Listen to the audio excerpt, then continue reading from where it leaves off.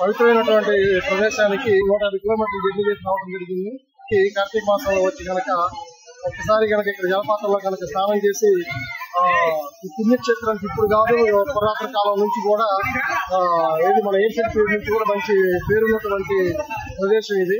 అందుకని కార్తీక మాసంలో కార్తీక సోమవారం కానీ కార్తీక పౌర్ణానికి కానీ ఈ ప్రదేశానికి కనుక వచ్చి ఒకసారి కనుక ఇక్కడ జలపాతంలో స్నానాలు చేసి తర్వాత శ్రీముఖ దుర్గాంబదేవి అమ్మవారిని దర్శించుకుంటే చాలా మంచి జరుగుతుందని చెప్పి తలపురాణం చెప్తూ ఉంది.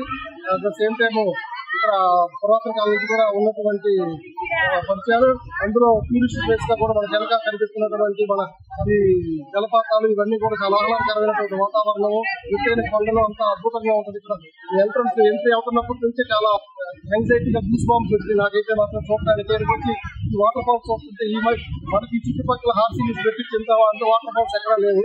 అది మాత్రం ఖచ్చితంగా చెప్తున్నానండి, ఎందుకంటే అంత మంచి ప్రదేశాన్ని చూస్తే అద్భుతంగా మంచి ఫీలింగ్ అయితే నాకు కలిగింది ఇక్కడికి వచ్చినందుకు. అస్సలు ఇంకా చూడాల్సిన ప్రదేశం అంటే భైరవ కోన.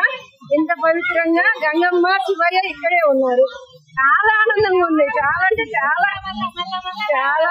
ఎవరు అందరూ ప్రతి ఒక్కరు వచ్చి ఇక్కడ ఈ ఆనందాన్ని పంచుకొని వెళ్ళాలి. ఇక్కడ పుణ్యక్షేత్రానికి చూసేదానికి వచ్చాము.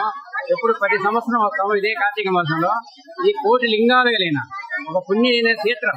ఈ క్షేత్రంలో వచ్చి స్నానాలు చేస్తే ఎక్కడెక్కడ ఉన్న రోగాలు కానీ మామూలు ఒంటికి ఉన్న ఏమన్నా రోగాలు కానీ మన చర్మవేది కానీ ఇట్లా ఎన్ని ఉంటే మా పెద్దల కాలం నుంచి చెప్పేవాళ్ళు. ఇలాంటి వచ్చేసి స్నానం చేసేసి ఇక్కడ మట్టి ఉన్నా బోర్డు ఉన్నా కానీ మనం చూసుకున్నా కానీ అలాంటివన్నీ పోతాయని చెప్పేవాళ్ళు. అందుకని మేము ప్రతి సంవత్సరం వచ్చి ఇక్కడ ఈ పుణ్యక్షేత్రాల్లో స్నానాలు చేసి ఈ దేవుని దర్శించుకోపోతాం. 1 కోటి లింగాల కోన, భైరవ కోన. వాటర్ వచ్చేసి ఇది సుమారుగా ఒక 20 కిలోమీటర్లు లోపల నుంచి అండర్గ్రౌండ్ వస్తే ఇక్కడికి వచ్చాక బయటకు వస్తుంది. ఇది చెట్లు కానీ ఈ వాతావరణం కానీ భైరవ కోన కానీ ఈ పుణ్యక్షేత్రం చూసినా చాలు జన్మంలో ఒకసారి చూసి చూడాలని.